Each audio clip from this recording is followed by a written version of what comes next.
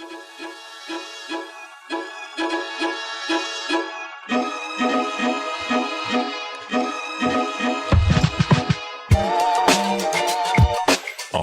right. Welcome to Collaboraction Radio.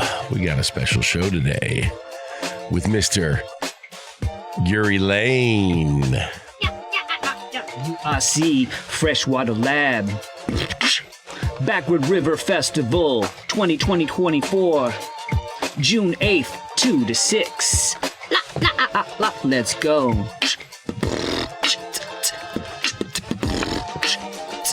Yes. The human beatbox, the beatbox harmonica. Freshwater Labs. Welcome to Collaboraction Radio. We're here at the intersection of art, activism, and social change. That was the sounds of DJ Lady D with a little bit of Yuri Lane sprinkled on top. Lady D. And thank you for joining us here at Collaboraction Radio on WCPT 820 AM, Chicago's progressive talk radio station. We're also available on WCPT.com and wherever you get your podcasts, over at Apple or Spotify. And we're on YouTube, too, Facebook Live. So Collaboraction Radio, welcome. I am Anthony Mosley. I am the artistic director of Collaboraction, and we are a 27-year-old nonprofit. Our mission is to build knowledge, empathy, dialogue, and action around oppression and inequity, to dismantle it and, increase our sense of belonging to one another. We are all in this together. There is no they. There is only we for the people that live on this amazing planet. We do all of that through live theater and film, digital content. We have a youth program, and we've just announced a new space that we're calling the House of Belonging in the Kimball Arts Center in Humboldt Park. Right along the 606. That's right, which is a different kind of river, isn't it? We are here on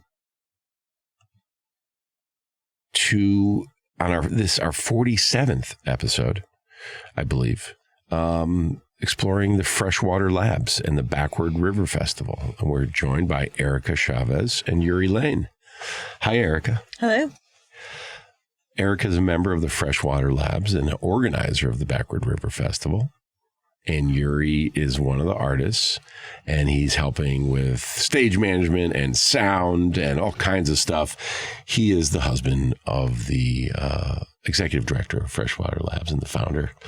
And he's a very talented person, and she is keeping his talents in motion. Yes. Another river of sorts. Collaboration Radio is sponsored by the Joseph and Bessie Feinberg Foundation and members like you. You can become a Collaborativist for only $1 a month and help us do this work and get all kinds of cool benefits and access and connections to one another. We're also sponsored by AV Chicago, Chicago's leading provider of AV production and event management services, and Ethos Collective. They are a purpose-driven destination and event management company that seeks to become a trusted strategic ally to your business as they delight your audience and generate impactful outcomes. And actually, they are a key partner with us on our Utopian Ball, which is our annual gala. The next one is November 2nd. So, we got some other things going on. We have a House of Belonging event at the Epiphany Art Center on July 19th, featuring the Sandra Delgado Experience. This is founding member Sandra Delgado's spiritual cabaret of sorts. You don't want to miss it. It'll be an amazing night. And then at the end of July, our youth program, The Light, they hit the road and they go on a little mini tour as part of Nights Out in the Park. The Light is also led by our director of youth programming, Pinky Ring. And Pinky is awesome. We just announced her joining our staff, but she's really taking our youth program to the next level. And I'm learning a lot. I love going to all the meetings because I'm like, what is Pinky going to teach me today? She's amazing. And our youth will be touring first at Austin Town Hall, and then to Loyola Park in Rogers Park, and then down to the amazing Hamilton Park in Englewood. That's July 24th, 25th, and 26th. Levana Madrid, our co-production of the smash hit show about the Latin jazz club in the 60s that has been brought back to life through this amazing production, will be presented at Millennium Park Pritzker Pavilion as a part of the 20th anniversary of Millennium Park.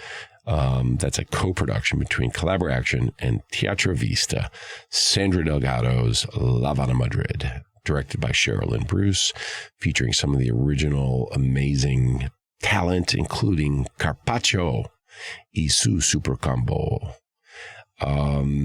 Free show, maybe one of the most important plays about Chicago that has been done in the last 50 years. And so come, bring your whole family. Live salsa, cumbia. DJ Julio Bishop is doing a salsa set, and he's going backwards in time before the show. He's starting in 2024, and he's taking us back to 1965. Sweet. Nice. What else is going on? Go to our website, our YouTube. You can see the video about our new space and our capital campaign. We are seeking to raise a lot of money so we can build out a really great space, and then also have wonderful programming. And we have some cool community projects that have already begun. So that's that. And listen to last week's show on the podcast. We were here with Melissa Lorraine of Theater Y. And she's doing really amazing stuff down there in North Lawndale. Have you been there yet, Yuri? No, I haven't. You got to get down there. They do a Friday thing called the Friday Night Swerve, and Prince Rock, Willie Round is overseeing that. You know, Phenom's down there, and Marvin Tate, a lot of kind of folks that we would like a lot. Yeah, I've had the opportunity to work with both of the two incredible artists, Marvin Tate and also Phenom. So yeah. So Theater Y, check it out. Okay. Done. Erika Chavez has been a member. Here's your bio.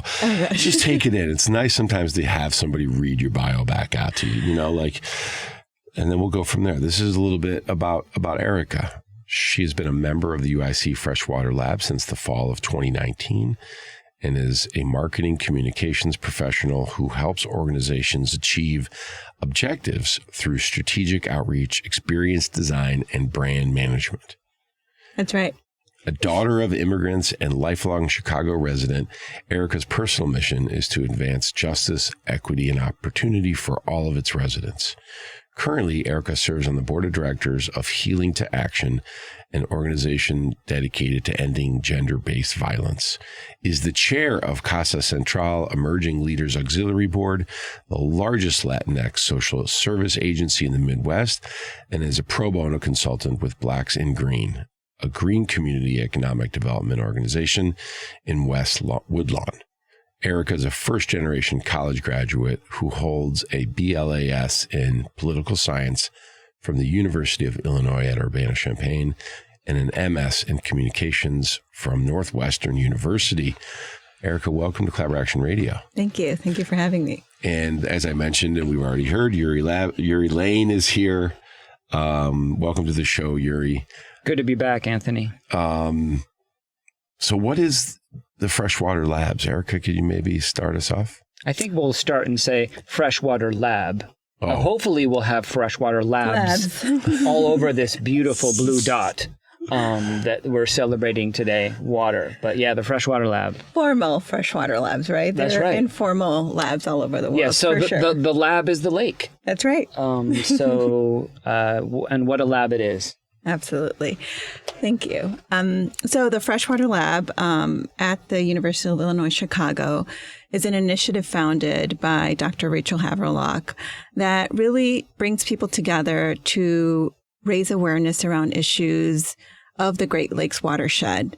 And it does that from a humanities perspective. So what that means is that we center humanity, humans, people, and nature. Everyone's equal. Like you said, there's no they. Same concept in terms of the freshwater lab. And we also help empower individuals and amplify their voices in bringing solutions to issues of the Great Lakes watershed, which includes Lake Michigan and the Backward River, aka the Chicago River. So it's an initiative that continues in terms of partnerships with community organizations. It has a scholarship arm to a lot of its work. So it is also a classroom where students can enroll in the freshwater lab class at UIC and take on an internship as part of that experience. And many of the students continue to do the work or the water work as professionals because of their experience in the freshwater lab classroom and internship program. So it has an academic component. It has an advocacy, community engagement component. We're also looking at ways in which we can bring in water recycling to Chicago and really build Chicago and the Midwest as the capital, the global capital of what it looks like and what it means to steward water in a meaningful and authentic way that's equitable and accessible for everyone. Wow.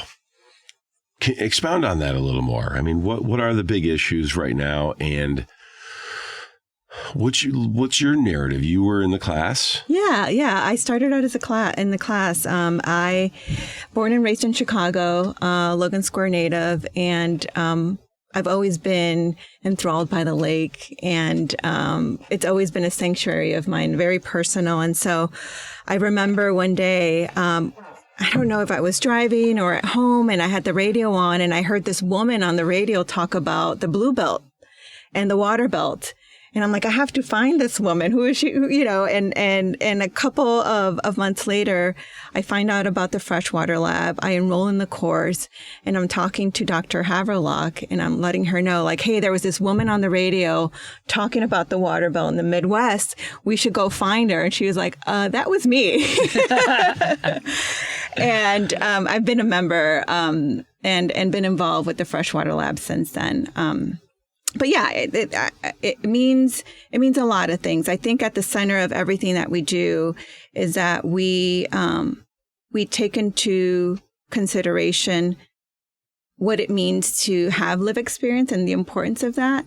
And that's actually something that is very intentional, given that we're an academic space. A lot of the solutions and a lot of the things that we hope to come out of crises in terms of solutions are very sometimes academic based or politically based, but we have intentionally centered individuals that live experience and that expertise that comes with that live experience to help, again, create solutions for a lot of the issues. And one of the biggest misconceptions, I think, in terms of like, well, what are some of the battles that we're kind of fighting right now? I think it's misconception and communication, right?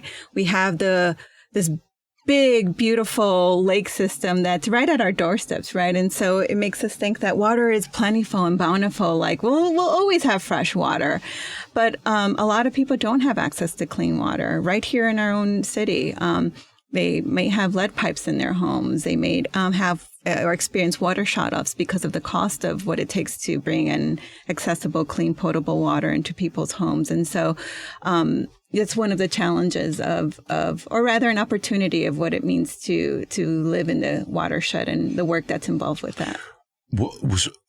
For those of us that don't know, and this is an opportunity for a meta full circle to happen, what is the Blue Belt? Well, the Blue Belt or the Water Belt is something that we want to help shape and fight against that misconception, right? So right now, the Midwest for a very long time was looked at as the Rust Belt.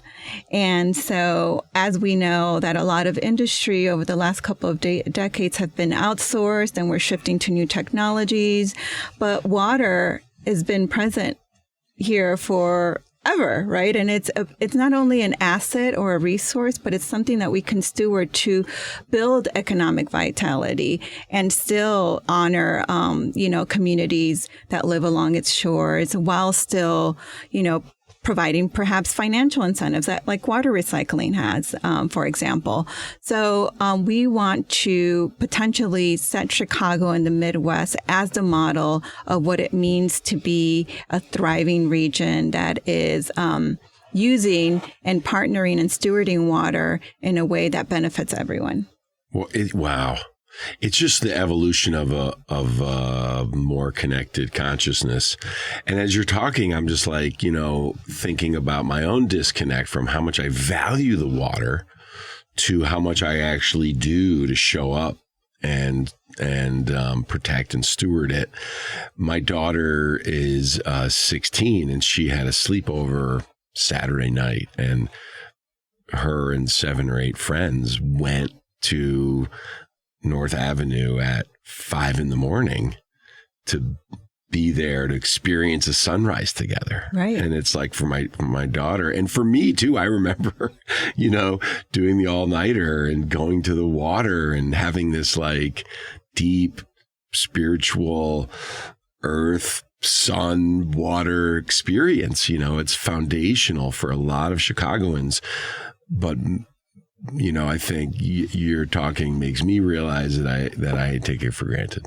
Yeah, I think that a lot of us do, especially those of us who've always just seen it there. And you turn the knob and it comes. That's right. And wow. And tell us about the Backward River Festival. Yes, so the Backward River Festival. It is happening Saturday, June 8th, from 2 to 6 p.m. at Canalport Riverwalk Park.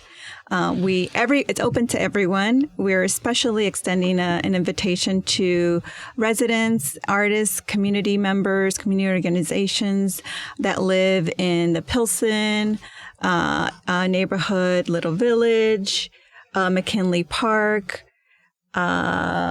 Yuri, help me out here. What are the other surrounding neighborhoods in the area? Wait, it's at the Damon Silos, is that right? It's right across the Damon Silo City. Right across the street.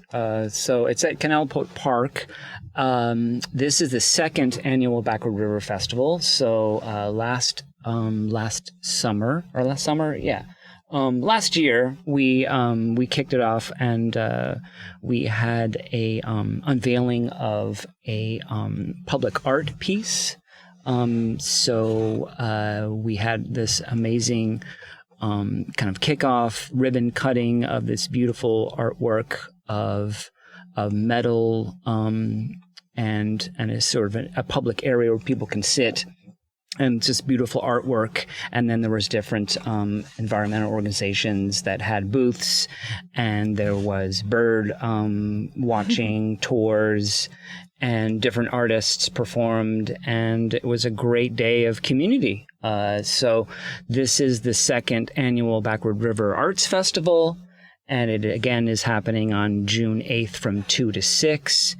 We have an incredible lineup of local Chicago artists. Oh, yeah, like who? Oh, well, let me break it down for you. Break it down. I mean, as you stated previously, that I am going to be helping out with stage managing and being an artist myself. It's important that the artists are comfortable and ready to perform, and it's just a great environment. So, I'll talk a little bit about the day. We're going to have speakers come on and give a talk. I'm going to take my glasses off because my glasses, I can't see close up. We're going to have this wonderful, at around 2, a little bit after 2, we're going to have the history of the silos by the Freshwater Lab. What are the silos and the history of it.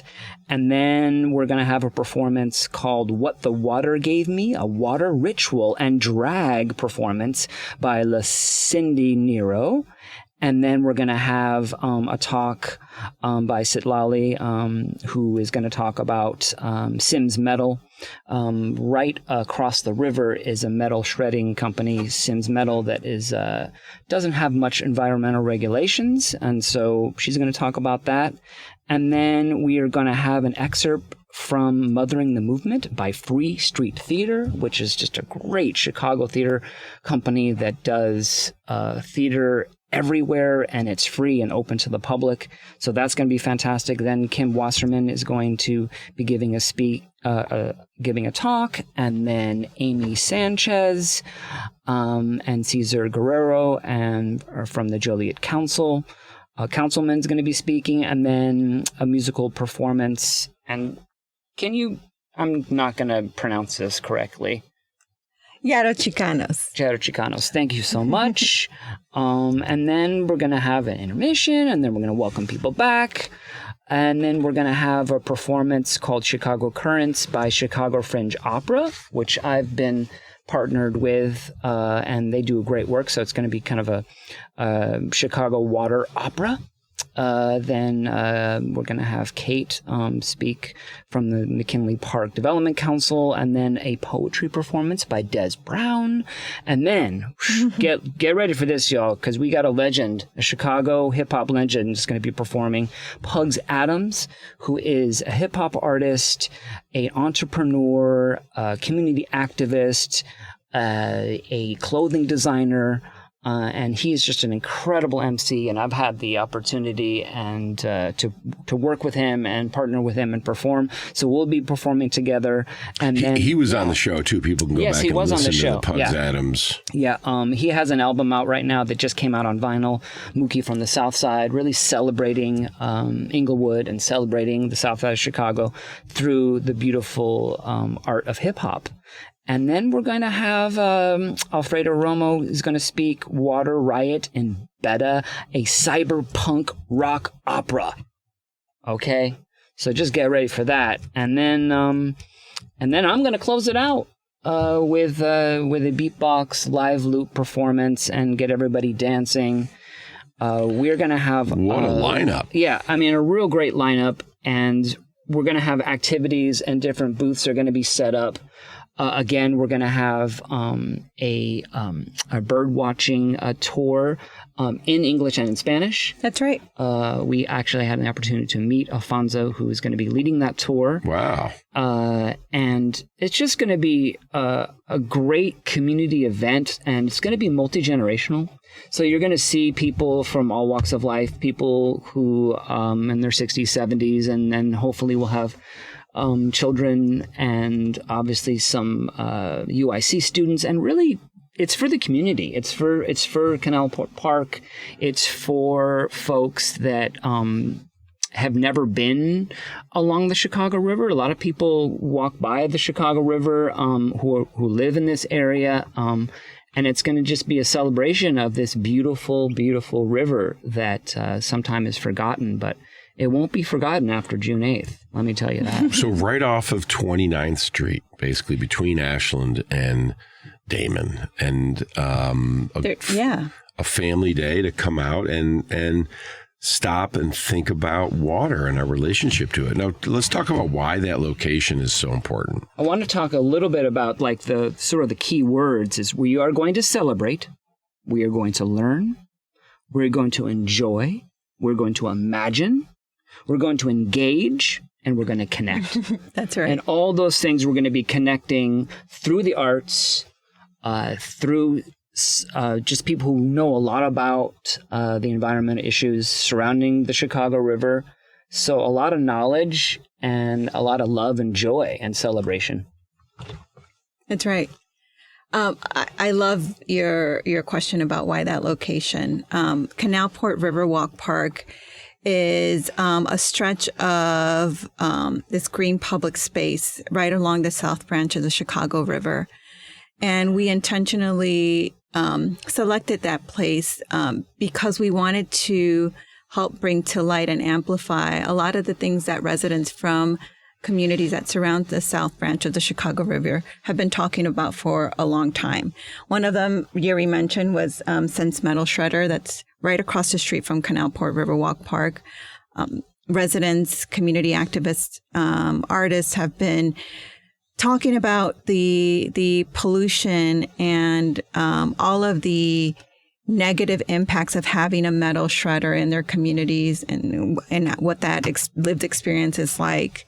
But also, part of why we call it the Backward River Festival is because we wanted to not only pay homage to the fact that the Chicago River is a backward river, right? Its flow was reversed in the early 1900s, but we also are using that to bring to light what we consider the backward thinking around how decisions are made along when it comes to water and the Chicago River, for example. We wanted to bring light to the fact that a lot of things in terms of development, infrastructure, investment into green space and public pathways are really focused and concentrated on the north branch of the Chicago River. As you start to move south along the river, you start seeing a very different picture, right? You see concentrated industrial corridors. You see obfuscation of public spaces. You're not really sure whether or not you should be right next to the river, when in fact we want to everyone to know that the water is public, the river belongs to us. And so what we wanted to do is to select a space to remind people that this is your river walk. You know, this is your river. This is a place that is meant to be enjoyed by families, by community members. And so the selection of Canalport Riverwalk Park was very intentional. And specifically for the festival, for this year's festival, we chose the festival footprint to be right across from the Damon silo, grain silos. And so the silos will serve as the backdrop to the festival, along with the river. Should make for a beautiful site. And as many of us know, is that the Damon grain silos are slated for demolition. And the process for arriving at this particular moment was one that was, very shadowy and confusing. And we want to make sure that individuals who attend the festival have time to consider the impact of what would it mean to have these silos demolished. What do you know about, what can go up there? What's possible for this footprint or this area? And have you been consulted or asked, what would you want to see here? And so these are the types of questions that we want individuals to engage with, and not in a classroom or formal think space, but in community with one another and in collaboration and conversation with the community or representatives from community organizations that are going to be there. And so, this is just one example of a park that exists along the river on the south branch of the Chicago River or the Backward River. And we're activating this space in a way that serves everybody who lives there. And this could be scaled and replicated all along the river, across the waterways in the U.S. and beyond. But we certainly hope that people come to the festival, meet their neighbors, meet representatives from community organizations that are doing work in their communities, and then start thinking about, well, yeah, this space does belong to us. What do we want to see happen to this footprint, to this area? And why isn't there more green space around here? Why are these communities being surrounded by industrial corridors and factories and things of that nature? So, but we want them to engage with those questions in a way that's approachable and not intimidating in community.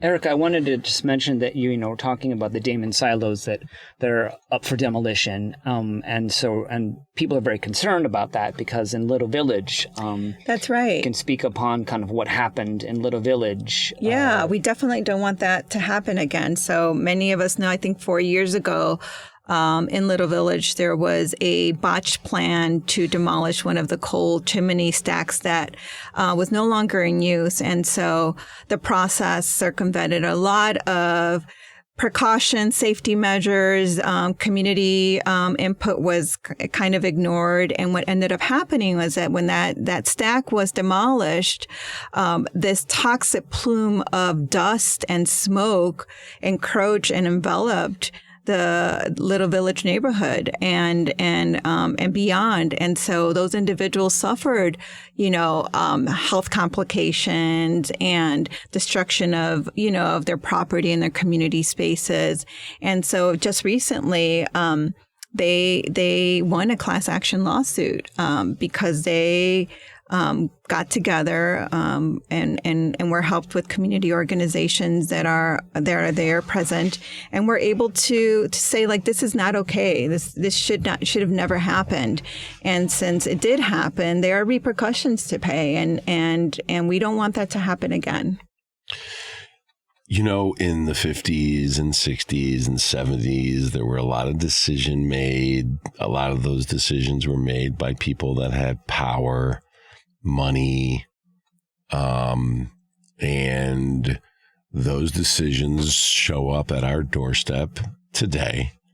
And before we let new decisions get made that repeat some of the greedy, capitalistic, ignorant thinking, we need to organize and step up. And we've been past some of these things, and it's our turn now to try to either stop the chain from repeating, and or even better yet, offer new, better ways of doing things. And just because we were handed these things doesn't mean that they should continue on. And, you know, I feel like the country and the city has grown a lot in the last decade.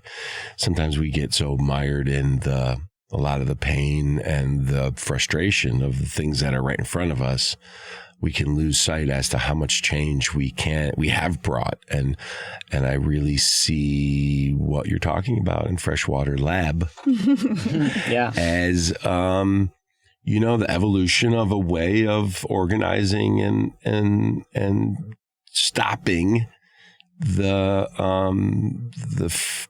sins of our past from being passed on to the next generation. So it's really great. And we call that, folks, systemic change.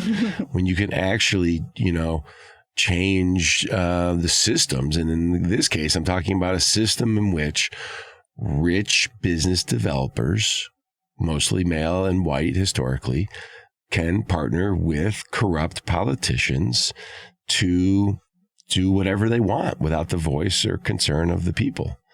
So that's awesome. The Backward River Festival, June 8th.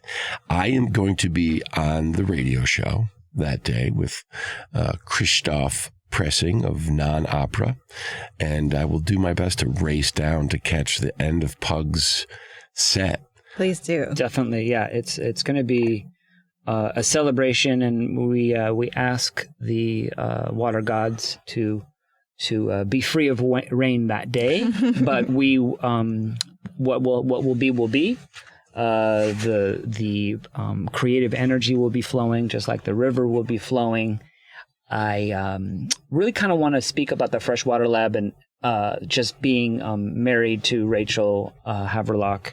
And kind of seeing the growth of the UIC. How did it all start? What was the kernel of the idea? I've been talking a lot about intuition. You know, I think intuition is something that is just really important for people to like identify and say, oh, that was my intuition telling me to do that. Yes, I'm going to go through that door.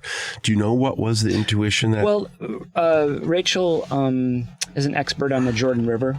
In the Middle East, and wrote a book about the Jordan River and Jordan River crossing stories told from Islam, Christianity, and Judaism. And but she was always an open water swimmer and grew up in Detroit and just spent time swimming in the Great Lakes. And over the years, I've been following her to many bodies of fresh water, from the Jordan River to Lake Superior to Lake Michigan. And now I'm not an open water swimmer, but I will get in that lake and immerse myself in that water and kind of seeing where she had this idea. And it came to her. And I think that UIC is a wonderful university that she had this idea, and nobody stopped her. She decided, well, let's start the UIC Freshwater Lab. Let's bring the lab, being the lake, let's bring it into the classroom. And Erika, like now we have 60 or 70 former UIC fresh water labbers that are now have jobs in the environmental humanities. And in the beginning of it, we were, creating the, helping sort of get their UIC Freshwater Lab website together. And it's like, how does the water flow? Where does it flow? How does it affect the people? Like, where's that water? And each place along the Great Lakes, everybody is affected differently depending on where you live around the Great Lakes, and then specifically around the Chicago River. If you are on the north side, it's very different than being on the south side of the Chicago River. And a lot of the times, the sciences, when people are telling you about water quality and that, there's no snow this year, and how is that going to affect the Great Lakes, and it's not freezing over.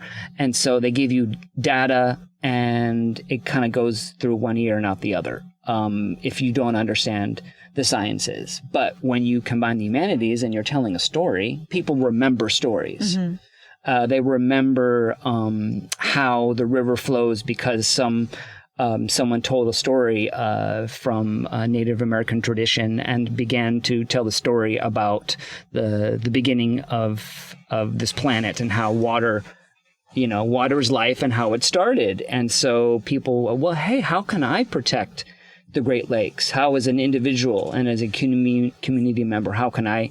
Oh, wait, there's certain things that we can do, like never, ever, ever, ever, ever buy or purchase bottled water, which is unregulated, stolen water, right? And so a lot of people still to this day will go and say, oh, I love bottled water. It's clean. No, it's not. It's unregulated. And it's the water is ours. So they're bottling it and selling it back to you at probably 400 or 500% markup. So those things I learned as just being married to Rachel and learning about our watershed and the system of water and how it works, and that water, like if it's dirty in one part of the river, it's dirty everywhere. And water flows, right? It flows, so it's going to affect you. Even though, oh no, my water's clean. Well, eventually your water won't be clean. So why don't we protect all areas of the river, or make sure that the fresh water stays in the watershed. And we do have the Great Lakes Compact, so we can't create a water pipeline to other states, but we can create a water recycling pipeline. So instead of Amazon and all these logistics companies that are drawing from Lake Michigan to cool down their computers, well, they should use recycled water. Yeah, I think a couple of things about what you just said, right? In terms of like, especially water quality and the sciences, right? Even if you have a science background, sometimes some of that data is just so hard to figure out in terms of what's in your water, what are you consuming? So you don't necessarily, sometimes I feel like even if you're in the sciences and have a PhD, some of these reporting that comes from these governing bodies and organizations is so hard to synthesize and make sense of.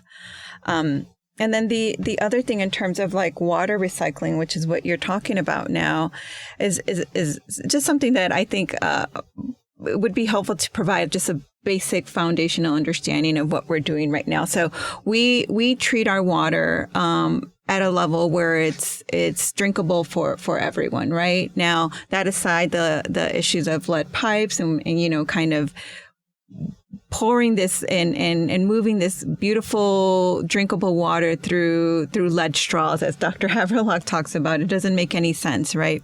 But the other piece to that is that a lot of industries, tech, logistics, have or are some of the biggest users of water in order to cool down their data, infrastructure and so on and so forth. The problem with that is that they're using the exact same water that we're being allotted to in terms of drinking water. And so why are we not thinking about how is it that we can still provide these companies and institutions water that they need for their industry in a way that doesn't, redirect drinkable, potable, clean water that can be consumed by individuals and still make it equitable, right? So they're paying at sometimes the same rate that individuals are paying for drinking water. And, where's the rationale in that? So what water recycling is proposing at a very high level is that we treat water that has been, used for another process, recycle it rather.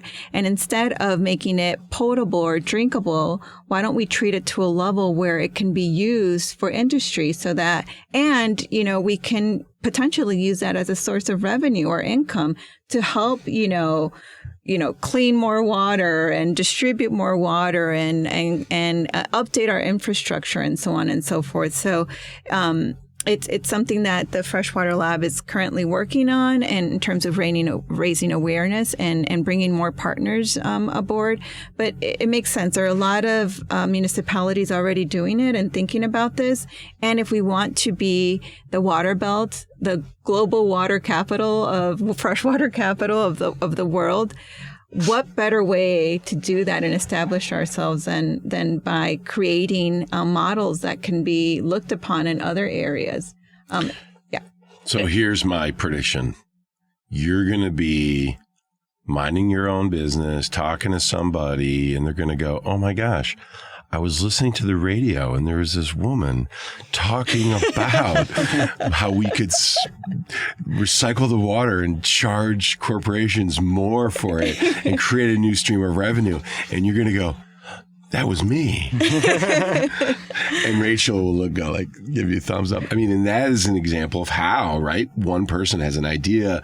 They create an organization. They get funding. They create curriculum. They teach people. More people have the knowledge. Take it out. It's exponential. And I'm learning so much today. Yeah. I mean, save every drop. We have so much water. Yes, we do.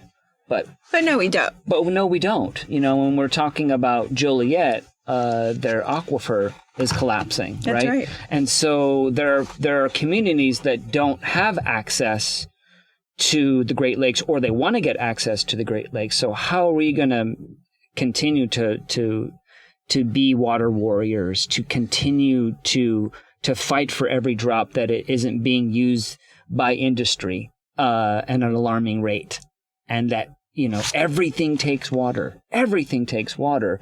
When we have solar panels, it takes water to clean those solar panels. So you just imagine the amount of water that the lake has or Lake Superior has. It's mind blowing. And yet, people do take it for granted, and it gets up to us as me as an artist to mirror that and reflect it in music or in sculpture or in art or in hip hop. And so how can we, because this Backward River Festival, it's about water. So a lot of the performances will, people are going to bring in water. Water is going to be the theme.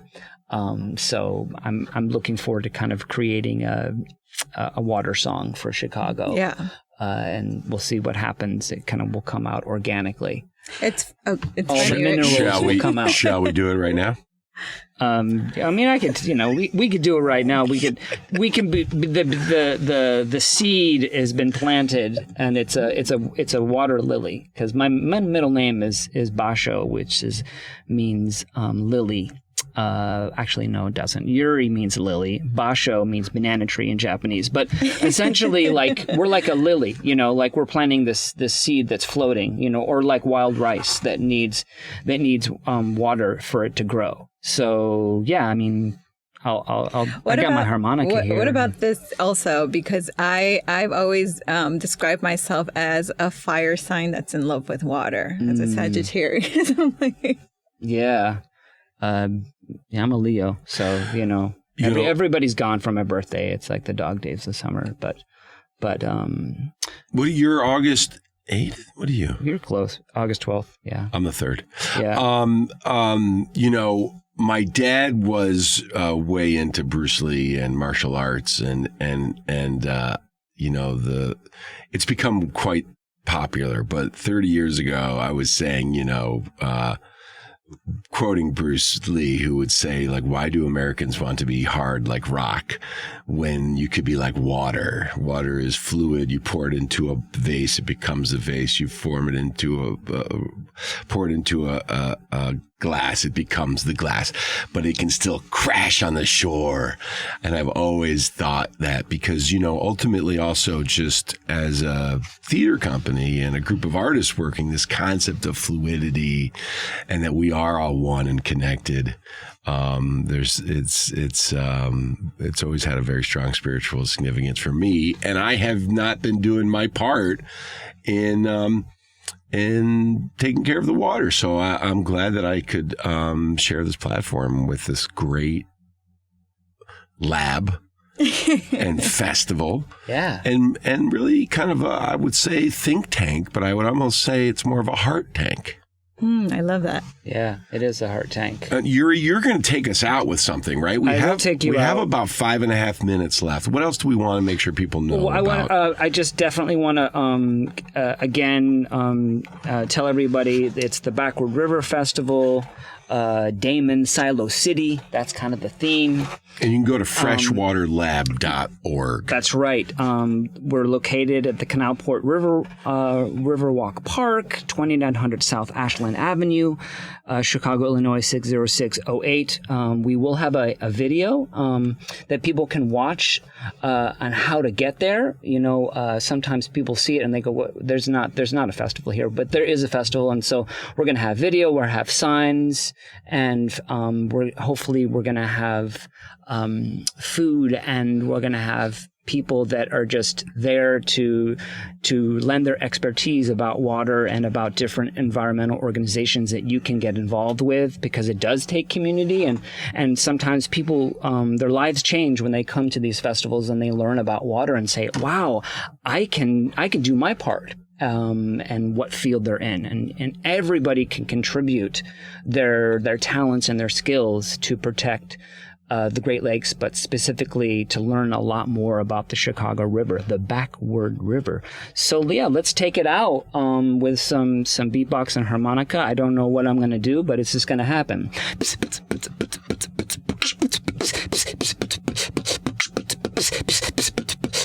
Backward River Festival, Dale and Silo City. Water, let it flow.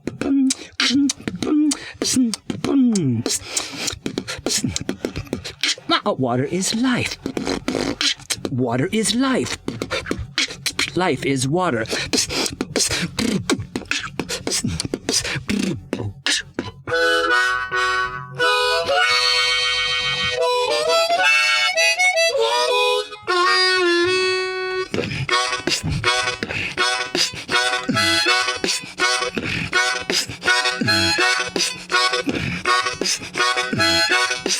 Water is life.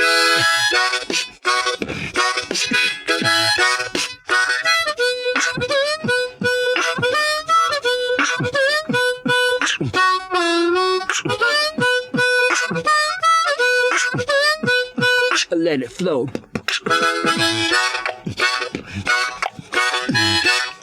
Collaboration, let's go. UIC fresh water. Keep it fresh. Keep it fresh.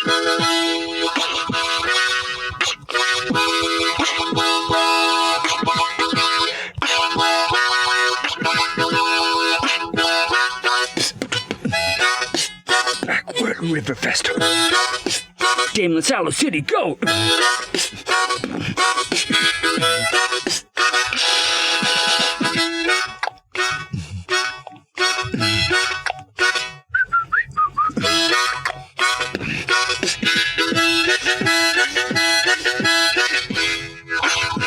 Keep it fresh. Fresh water now.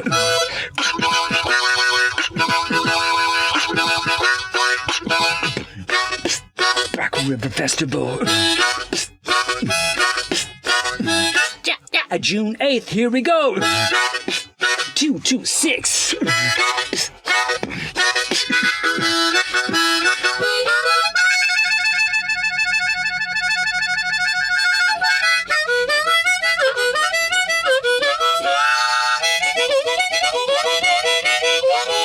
Let it flow.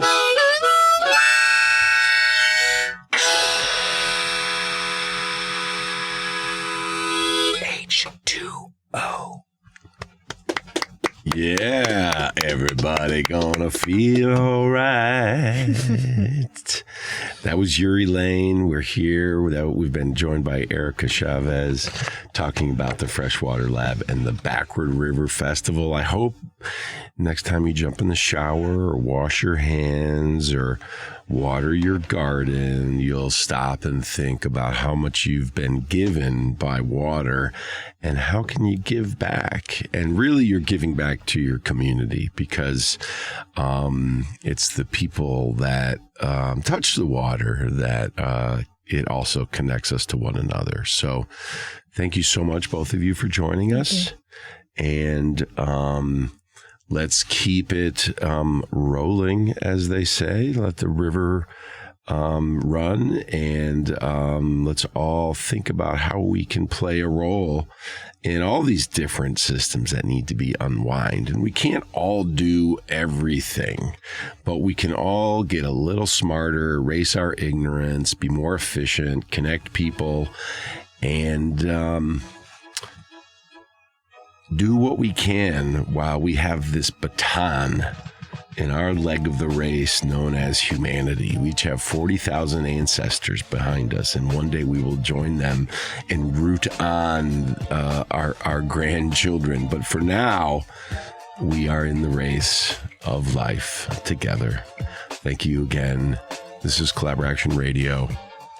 Check us out on Spotify, Apple Music, YouTube, Facebook, and collaboraction.org. So have a waterful day.